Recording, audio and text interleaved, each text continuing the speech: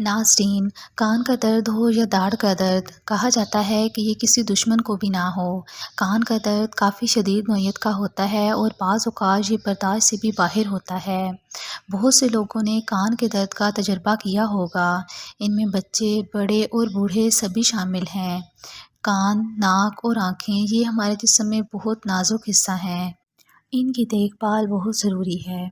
अगर आप जानना चाहते हैं कि हम कान के दर्द का इलाज घर पर कैसे करें, तो इसके लिए आप हमारी वीडियो आखिर तक देखें।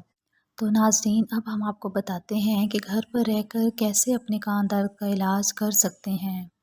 ठंडा या गर्म कंप्रेस। बहुत से लोग किसी भी दर्द को दूर करने के लिए आइस पैक या हीटिंग पैड का इस्तेमाल करते हैं। ये तरीका कान के दर्द में भी अपनाया जा सकता है। ये तरीक़ाकार बड़ों और बच्चों दोनों के लिए महफूज है। आप 10 मिनट के लिए कान के ऊपर आइस पैक या गर्म कपड़ा रखें। इसके बाद ठंडे और गर्म में मुतबादल भी करें।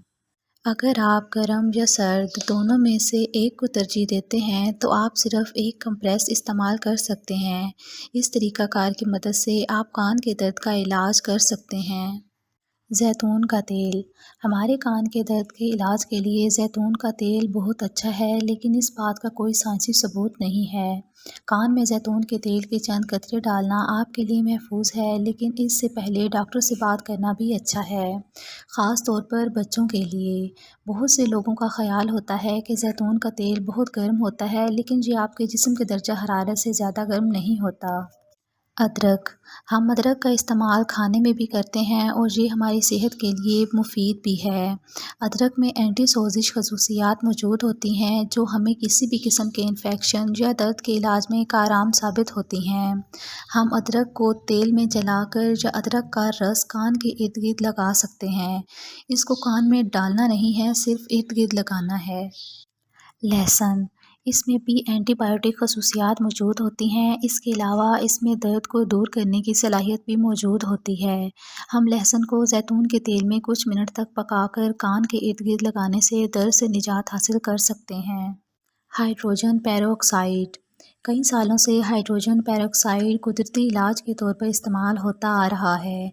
इस इलाज के तरीके में कान में इसके कतरे डालें, लेकिन इससे पहले आपको डॉक्टर से लाजमी रुजू करना चाहिए। कान पर दबाव ना डालें।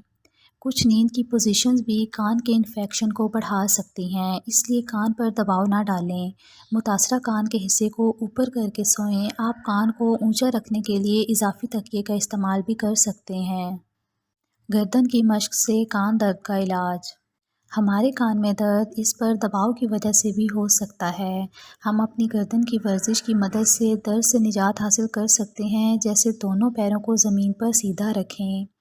आहिस्ता आहिस्ता अपनी गर्दन और सर को दाएं तरफ घुमाएं, जब तक आपका सर आपके कंधों के साथ मुतवाज़ी ना हो।